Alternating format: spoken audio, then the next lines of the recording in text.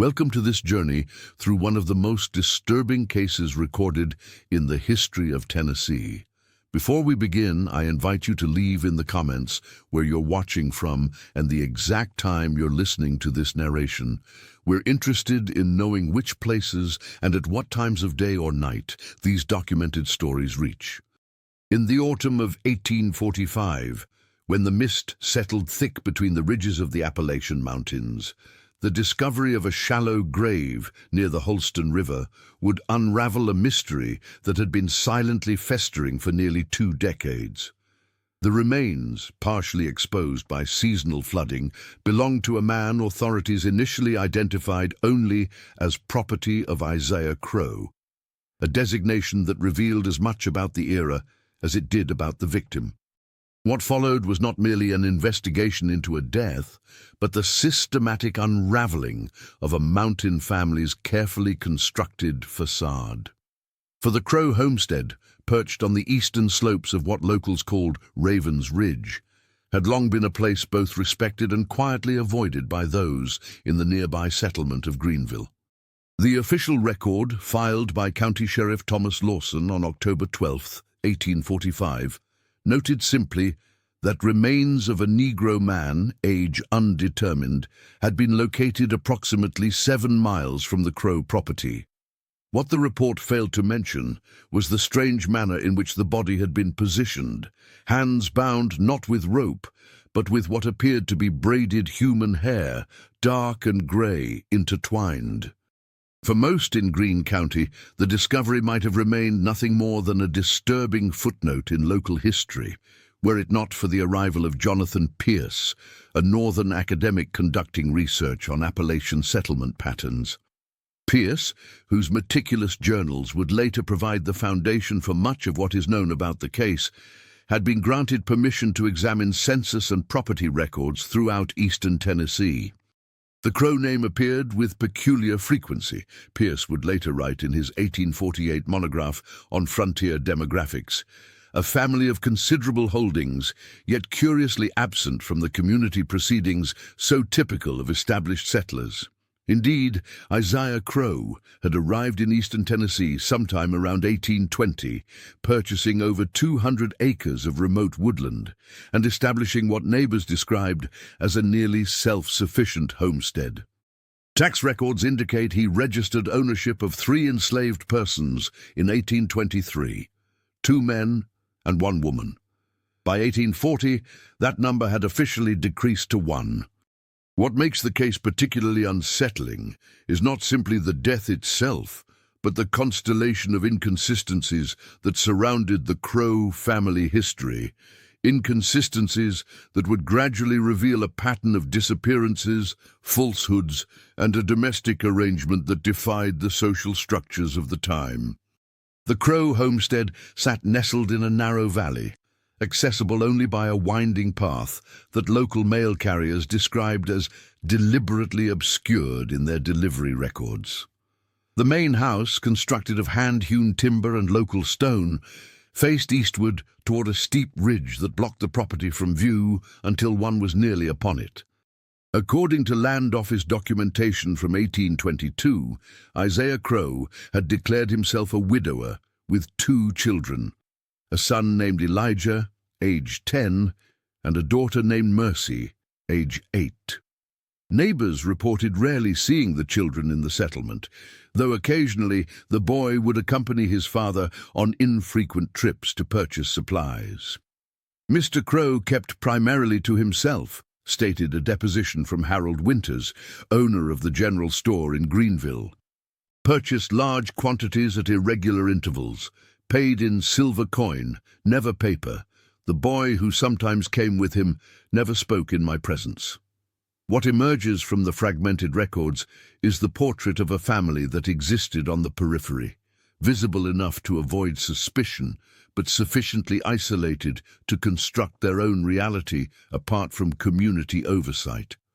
Isaiah Crowe was described in multiple accounts as a man of imposing stature, with a full beard that concealed much of his expression, according to the few who interacted with him. The discovery of the remains in 1845 prompted Sheriff Lawson to dispatch deputies to the Crowe property, though records indicate they were met with resistance. "Mr. Crowe denied knowledge of any missing persons," wrote Deputy Franklin in his report. "Stated his remaining slave was accounted for and working the north field. Would not permit examination of outbuildings without formal papers." When those papers were finally obtained 3 days later, the property was found abandoned. The house stood empty, though curiously most possessions remained in place. A pot of stew still hung over cold ashes in the hearth. 3 beds were found in the main sleeping quarters, all made with military precision, corners tucked tight enough that a coin would bounce, according to the deputy's notes. It was in the cellar that investigators found the first indication that the Crowe household had operated under unusual circumstances. Behind a false wall, constructed with considerable skill to match the surrounding stonework, lay a small room containing items that suggested prolonged habitation: a straw pallet, chamber pot, and a series of crude markings scratched into the stone wall. Later analysis would identify these as a rudimentary calendar spanning approximately 7 years. "The marks appear to have been made with a metal implement, possibly a nail," wrote Jeremiah Morton, a teacher from Greenville who assisted in the investigation. "They are grouped in 7s, with every 7th mark crossed through, suggesting someone was counting the passing of weeks." More disturbing was the discovery of a wooden chest containing clothing that defied simple explanation. Women's garments, altered and re-altered, of varying sizes. Some bore evidence of having been repeatedly taken in and let out. Others showed stains consistent with childbirth. Yet according to all official records, Isaiah Crowe's wife had died years before his arrival in Tennessee. The investigation might have ended there, with the family vanished and the evidence circumstantial, had Jonathan Pierce not continued his demographic research. Tracing records across county lines, he discovered that Isaiah Crowe appeared in the census of 3 different counties between 1820 and 1845, each time as a widower with 2 children. Yet the ages of those children remained suspiciously consistent across the 25-year span. Either Mr. Crowe repeatedly adopted children of precisely the same age as his own offspring, Pierce noted in his private correspondence to Sheriff Lawson, or something far more troubling was occurring in that household. The breakthrough came from an unexpected source. In April of 1846, a woman named Sarah Wilson approached authorities in Nashville, claiming to be a former resident of the Crowe household. Her testimony, preserved in court documents sealed until 1869, cast the family in a disturbing new light. According to Wilson, who identified herself as having been purchased by Crowe in Georgia around 1819, the family that arrived in Tennessee was not what it appeared.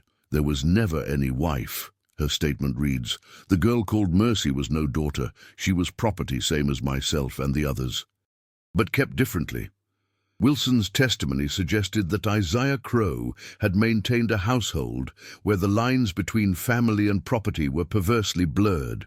The girl presented as his daughter was, according to Wilson, an enslaved person forced to perform dual roles, publicly as a family member, privately as something far more disturbing. When one grew too old, Wilson stated, they would disappear. Another would take the name. Always Mercy, always the daughter, but never the same girl. What lends credibility to Wilson's account is its correlation with property records.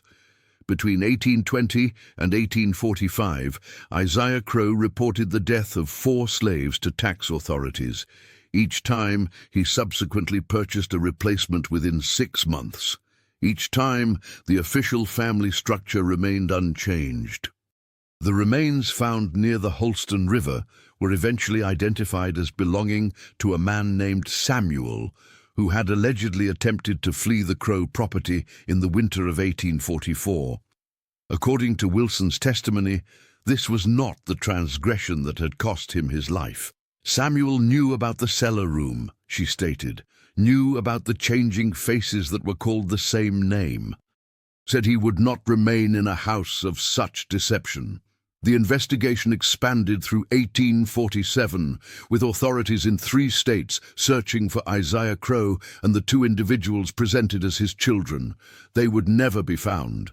The last confirmed sighting came from a ferry operator on the Mississippi River, who recalled transporting a bearded man with a young woman and man westward in November of 1845. What makes the case particularly unsettling is not merely the implication of violence or captivity, but the systematic nature of identity substitution that occurred within the household. Census records, church registries, and school documentation all contain references to Elijah and Mercy Crowe, yet physical descriptions vary significantly across different sources. A school ledger from 1836 notes that Mercy Crowe, age 8, reads with remarkable proficiency. The same name appears in a similar record from 1829, also listed as 8 years old. In both cases, the teacher's notes describe her as painfully shy and reluctant to engage with other children. The most disturbing evidence came from the Crowe property itself.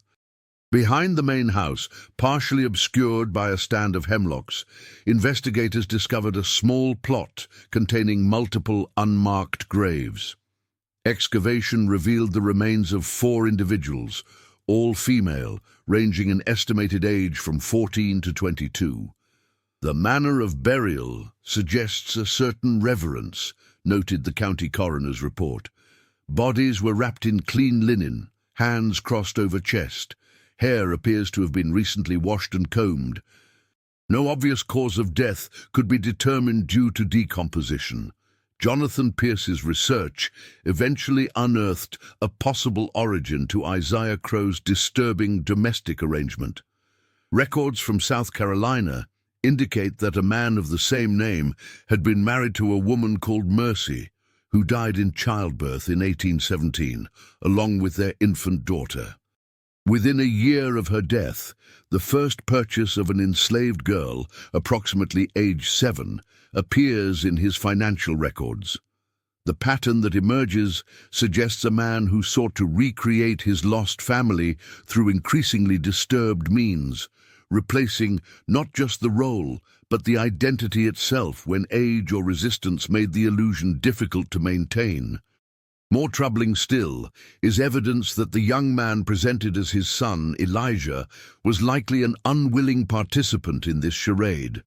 Church records from a Methodist circuit rider who visited the property in 1838 mention that the son watches all with hollow eyes, speaks only when directly addressed by the father, shows signs of having been schooled in letters but little else.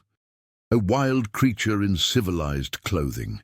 In 1852, a man matching Elijah Crowe's description was arrested in St. Louis for public drunkenness. During his detention, he reportedly made disturbing claims about his upbringing that the arresting officer dismissed as the ravings of an intoxicated mind. The officer's notes, however, indicate that the man spoke of sisters who were not sisters, of women kept below ground until they learned their names, of a father who rewrote history with each passing year. The man paid his fine and disappeared from official record, though unverified reports suggest someone matching his description was later seen working as a trapper in the Montana Territory in the 1860s. The final piece of the Crowe case came to light in 1869 when a collection of personal effects was discovered in the attic of a boarding house in Memphis. Among these items was a leather-bound journal belonging to Isaiah Crowe, covering the years 1840 through 1845. The journal, now housed in the Tennessee State Archives, reveals a mind methodically detached from reality. Entries move between cold practicality regarding farm operations and disturbing passages about family harmony. One entry from June 1843 reads, "Mercy, still willful, refuses to answer to her name at times, Second correction administered. Elijah assisted without prompting this time. Improvement noted. Another, dated just 3 months before the family's disappearance. Samuel discovered the previous Mercy's resting place. Attempted reasoning with him. Unsuccessful. Handled by Elijah while I prepared the evening meal. Family cohesion must be maintained above all. The most telling entry, and the last in the journal, is dated October 10th, 1845, just 2 days before the discovery of the remains. Preparations complete. The West offers new beginning. Mercy finally accepts her place fully. Elijah shows proper devotion to family order. The next generation of Crows will thrive in new territory. Mercy expecting. The line will continue as it should. The case was officially closed in 1870, with Isaiah Crowe and his children presumed deceased. The property remained abandoned until 1875, when it was purchased by a lumber company.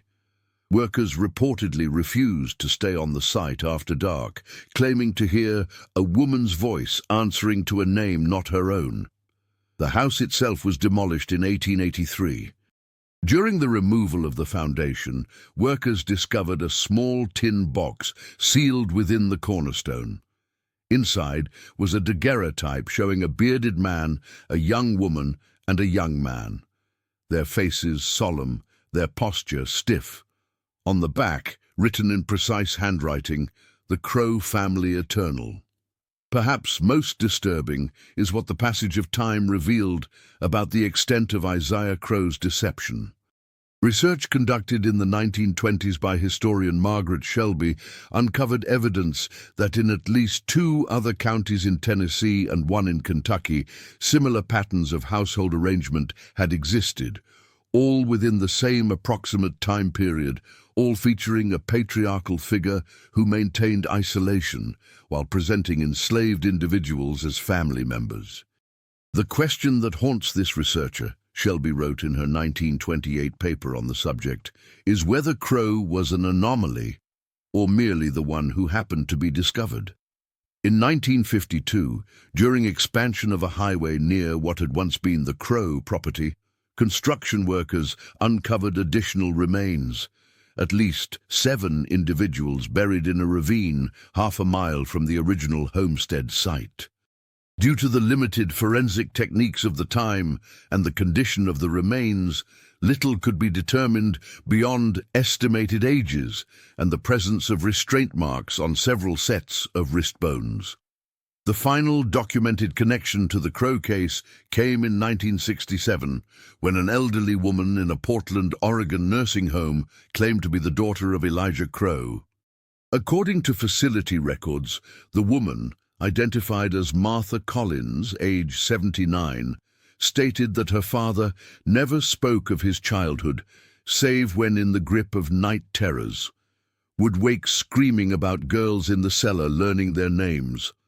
Collins reported that her father had forbidden her from ever wearing her hair in braids and would become agitated at the mention of the name Mercy. Psychological evaluation at the facility noted that Collins displayed significant trauma response when discussing family history and recommended discontinuation of the topic for her well-being. What remains of the Crowe case today is primarily documentation. The journal, investigation reports, and land records that outline the framework of a family that existed both in plain sight and in shadow. The house is gone. The graves have been relocated to unmarked sections of the Greeneville Cemetery, and the landscape itself has been transformed by time and development. Yet in the archives, the questions persist. How many young women passed through that household, forced to answer to the name Mercy? What became of the last girl to bear that imposed identity, reportedly carrying the next generation of the twisted Crowe lineage? And perhaps most disturbing, how many other Isaiah Crowes existed in the remote corners of the expanding nation, creating private worlds of distorted reality behind the veil of frontier privacy? The Tennessee Historical Society still occasionally receives inquiries from descendants of families who had enslaved members disappear in the region during the 1820s through 1840s. The Society maintains a standard response. Records from this period are incomplete. Formal investigation is no longer possible, but in the state archives, in a climate-controlled room where the papers of the past are preserved, Isaiah Crow's journal sits in an acid-free box, a testament to the darkest potentials of isolation, power, and the human capacity to reshape reality according to private obsession. The final entry remains as cryptic as it is disturbing. What God has joined together, let no man put asunder. We are family, now and always. The Crows will never die. In the rolling hills of eastern Tennessee, where the original Crow property once stood, a small historical marker notes only that the area was settled in the early 19th century. There is no mention of the family that once lived there, no reference to the remains found in the flood plain, no acknowledgement of the women who disappeared into the identity of a dead child. Some histories, it seems, are allowed to fade, like names scratched into stone walls and slowly worn away by time, moisture, and the collective desire to forget what cannot be comfortably explained. The methodical investigation conducted by Jonathan Pierce did not end with his published monograph. According to documents unsealed in 1958, Pierce continued to trace the westward movement of the Crow family long after official interest in the case had waned. His personal correspondence, donated to the University of Tennessee archives by his great-granddaughter, reveals a man increasingly consumed by the case. I cannot shake the conviction that they continue their perverse arrangement somewhere beyond the Mississippi, Pierce wrote to a colleague in 1853. Reports from territorial officials describe families of similar composition appearing and disappearing throughout the western settlements. Always a stern patriarch, always the dutiful son, always the quiet daughter who rarely engages with neighbors. Pierce's obsession eventually led him to abandon his academic position and travel west, following what he described as the echo of Crow's footsteps. His last confirmed location was St. Joseph, Missouri, in 1854, where hotel registers show he stayed for 3 weeks while interviewing wagon train organizers about families matching the Crow description. After this, Pierce himself seems to vanish from the historical record, much like the subjects of his investigation. His research materials, shipped to his sister in Philadelphia shortly before his disappearance, included a hand-drawn map with several locations circled in red ink. Each marked a reported sighting of a family matching the Crow's description, creating a clear trajectory toward the Oregon Territory. What makes Pierce's disappearance particularly unsettling is the final entry in his field journal, dated August 17, 1854. Have secured passage with the Westbrook Company. Guide claims knowledge of the bearded man and his family. Says they established a homestead near the Willamette Valley 2 years past. Says the daughter is now a mother herself. The cycle continues. I will find them. The journal was recovered from a stagecoach office in Independence, where it had been left for shipment east. Pierce himself never returned, nor was any body ever identified as his. In 1859, he was declared legally deceased, though no death certificate was ever issued. During the Civil War, interest in the Crow case understandably diminished as more pressing national concerns took precedence. It wasn't until 1872 that the threads were picked up again, this time by a journalist named Edward Shipley, who had become interested in the case after discovering Pierce's published work. Shipley's investigation took a different approach. Rather than tracking the family westward, he began examining similar cases throughout the southern states, searching for patterns that might indicate Isaiah Crow was not an isolated aberration, but perhaps part of a larger phenomenon. What he discovered was disturbing in its implications. In county records from Alabama, Mississippi, and Georgia, Shipley identified at least 7 cases between 1815 and 1850 where similar household arrangements had been reported or suspected. Isolated properties, patriarchal figures who maintained minimal community contact, and enslaved individuals presented as family members. The pattern suggests not coincidence, but methodology, Shipley wrote in an 1873 article that was ultimately rejected by every publication he submitted it to.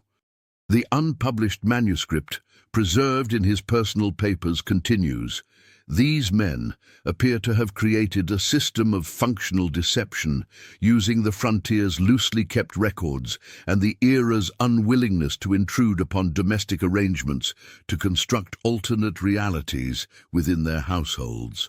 More disturbing was Shipley's suggestion that these men may have been known to each other. He cited business records showing that 3 of the suspected cases had conducted livestock transactions with Isaiah Crowe between 1825 and 1838. In one instance, a man named Thaddeus Blackwood, who had been investigated for unusual household arrangements in northern Alabama, had purchased breeding cattle from Crowe in 1833. "The implication is unspeakable," Shipley wrote, "that these men not only engaged in similar practices, but potentially shared methods and approaches for maintaining their deceptions. A fraternity of delusion operating in the shadows of frontier society." Shipley's investigation came to an abrupt end in 1874 when he was found dead in his Memphis apartment, an apparent suicide. The coroner's report noted that he had pinned dozens of documents to the walls of his room, connected by red string, creating what the attending doctor described as a map of madness. The case might have ended there were it not for a chance discovery in 1878. During renovation of a former post office in Sacramento, California, workers found a hidden compartment containing several leather pouches. Inside was correspondence between someone identifying himself only as I.C. and various recipients across Oregon and Northern California territories. The letters, dated between 1847 and 1859, contain coded references to family acquisitions, replacement procedures, and conditioning protocols. While never explicit, the context strongly suggests a system for acquiring young women and forcing them into assumed identities. One letter, addressed to someone called Brother Thaddeus and dated May 1848, reads, "The method you suggested for facilitating acceptance has proven effective. 3 weeks of darkness, followed by gradual introduction of the name. By repeating only when compliance is shown, the subject associates proper response with return to light. Recommend no more than 2 corrections if resistance persists." Beyond this, replacement becomes more practical. When these letters were brought to the attention of authorities, efforts were made to locate the individuals involved, but the trail had grown too cold. The Western territories during the Gold Rush era were notoriously chaotic, with minimal record-keeping and high population turnover. What records did exist showed no less than 14 men with the initials IC had registered mining claims in the region during the relevant period. The most concrete connection came from land records in the Willamette Valley, where an Isaiah Cooper had purchased 160 acres in 1846. Neighbors described him as a private man with a son and daughter who kept mainly to themselves. By the time authorities investigated in 1879, the property had changed hands twice, with no information on the original owner's destination. Throughout the early 20th century, the Crowe case occasionally resurfaced in academic journals and true crime publications, usually as a historical curiosity rather than an active investigation. The passage of time had rendered most aspects of the case unprovable, transforming it from criminal matter to historical mystery. In 1932, Anthropologist Margaret Mead briefly referenced the case in her field notes while studying isolated family structures in the Pacific Northwest. She documented conversations with elderly residents of a small Oregon community who recalled stories of the replacement family that had lived outside town in the 1860s. A father, son, and daughter whose rigid behaviors and minimal social engagement had sparked community suspicion. The old-timers tell that the daughter seemed to change every few years, Mead wrote. Not in the natural way of a child growing, but as if one girl was substituted for another. They say the church considered intervention, but the family disappeared before any action was taken. Local legend claims they went north into Washington Territory. The most recent documented connection to the Crow case emerged in 1964, when a historian researching frontier medical practices discovered the journal of Dr. William Bannister, who had practiced in Seattle from 1862 to 1878. Among his case notes was a disturbing entry from October 1867. Attended young woman, approx. 20 years of age, brought by older man claiming to be her father. Patient exhibited signs of recent childbirth and severe psychological distress. Would not speak except to repeat, "My name is Mercy," when questioned. Physical examination revealed evidence of prolonged restraint at wrists and ankles. Man explained marks as necessary during her episodes. Most concerning was patient's reaction when infant was brought into room.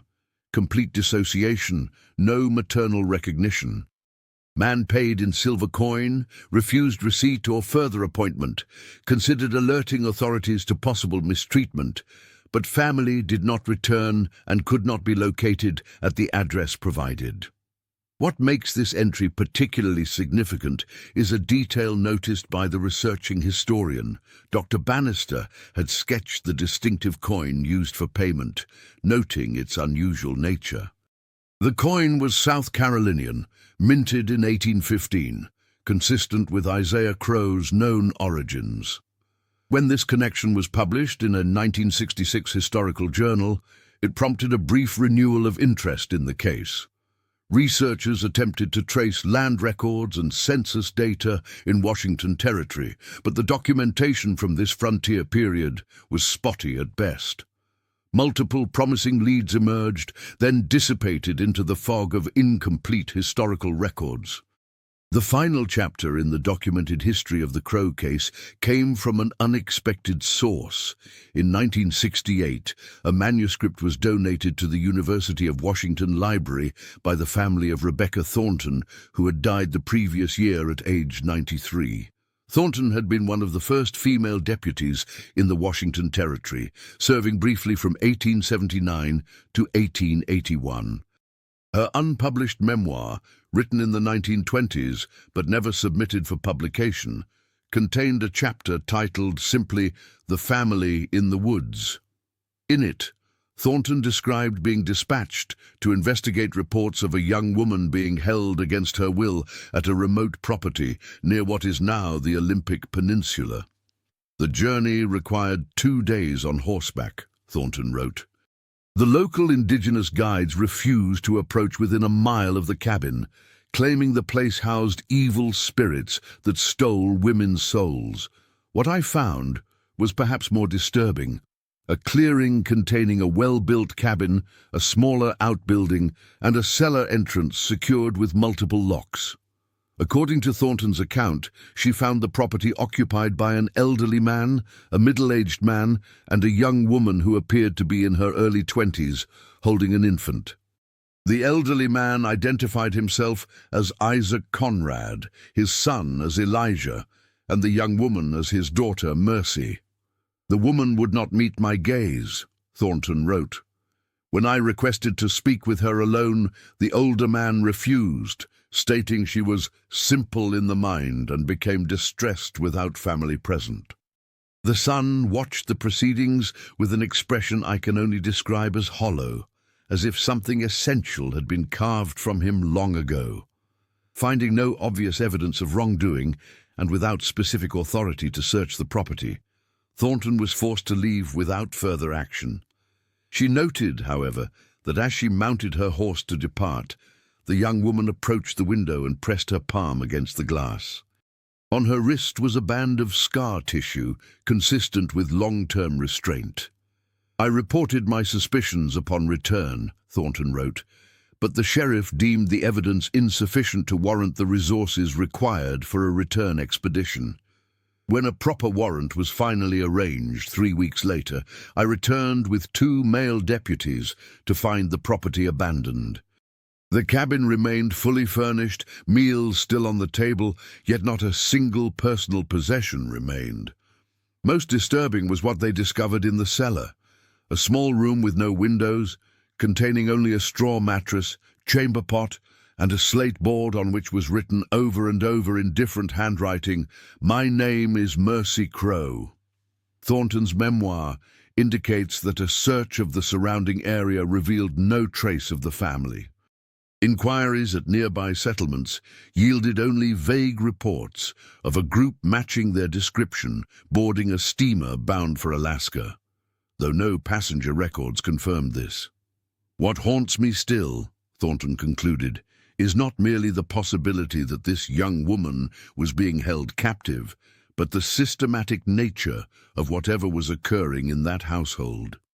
The cellar room had been used repeatedly, the scratches on the wall showing different heights, different hands.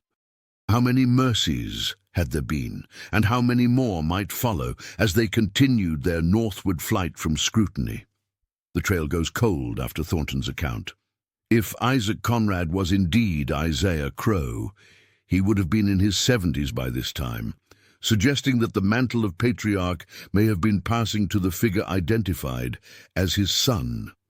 The continuation of the pattern across generations implies something far more disturbing than one man's delusional attempt to recreate his lost family. It suggests the deliberate transmission of a method, a system for maintaining control and identity substitution. In 1969, when researcher James Whitfield attempted to correlate all known sightings and reports related to the Crow case, he created what he termed a migration map, showing the family's apparent movement over more than 50 years. The pattern revealed was not random, but methodical. Always moving toward less settled areas, always maintaining a specific distance from established law enforcement, always positioning themselves at the edge of civilization. What emerges is not flight, but strategy, Whitfield concluded in his analysis. This was not a family running from discovery, but rather continuously repositioning to environments that facilitated their continued operation.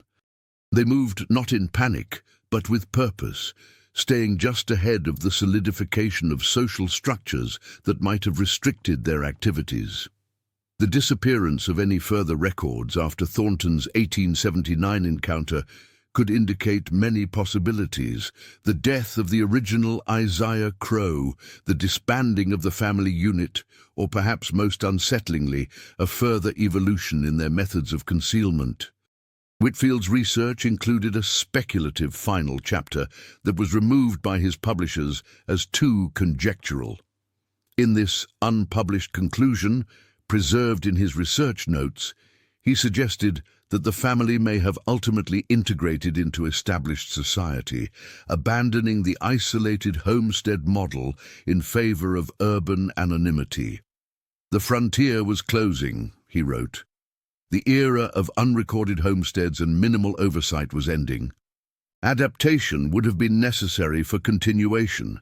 One must consider the possibility that the methods developed for identity substitution and control were modified rather than abandoned, shifted to contexts where unusual household arrangements might be obscured by urban privacy rather than rural isolation. This theory remains entirely speculative, with no documented evidence to support or refute it. The known history of the Crow case effectively ends with Rebecca Thornton's memoir. What became of the last woman to bear the name Mercy? of the child born into this legacy of deception, of the son raised to perpetuate his father's methods? These questions have no historical answers. The Tennessee State Archives continues to house Isaiah Crow's journal, now rarely requested by researchers. The graves discovered on his original property remain unmarked in the Greenville Cemetery. The land itself has been subdivided, developed, and repurposed many times over, erasing any physical trace of what occurred there. What persists is the fundamental question at the heart of the case. Not merely who these people were or what became of them, but how such systematic deception could exist within a society, however frontier in nature. The Crow case challenges comfortable assumptions about the visibility of evil, about the limits of human adaptability, and about how thoroughly the truth of one's existence can be overwritten through isolation, repetition, and control. Perhaps most disturbing is the realization that cases like this may remain undiscovered. Historical records being fragmentary, frontier documentation inconsistent, and the capacity for communities to overlook what doesn't align with expected patterns. For every Isaiah Crow whose methods were partially exposed, how many others operated in perfect concealment, their secrets carried to unmarked graves? In 2003, during digitization of historical census records, data analysts briefly noted the statistical anomaly of families throughout the 19th century frontier whose reported household compositions remained unchanged despite the passage of decades. The observation appears as a footnote in a technical report, never investigated further, a ghost of a pattern, glimpsed momentarily and then fading back into the numerical wilderness of historical demographics.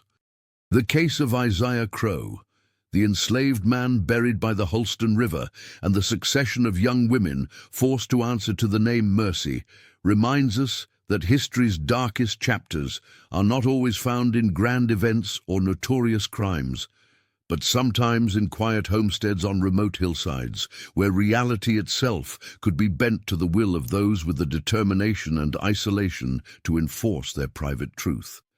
In the words of Jonathan Pierce, whose own fate remains entwined with the mystery he pursued, the frontier's greatest danger was never the wilderness itself, but the freedom it provided for men to become laws unto themselves, to create kingdoms of their own design, with no oversight save their own conscience. The wind still moves through the Tennessee hills, where it all began. The Holston River still carries its secrets downstream. And somewhere, perhaps, the name Mercy Crow is still spoken, a designation imposed rather than given, an identity forged in darkness, a history written in isolation, and a legacy of substitution that may never have truly ended.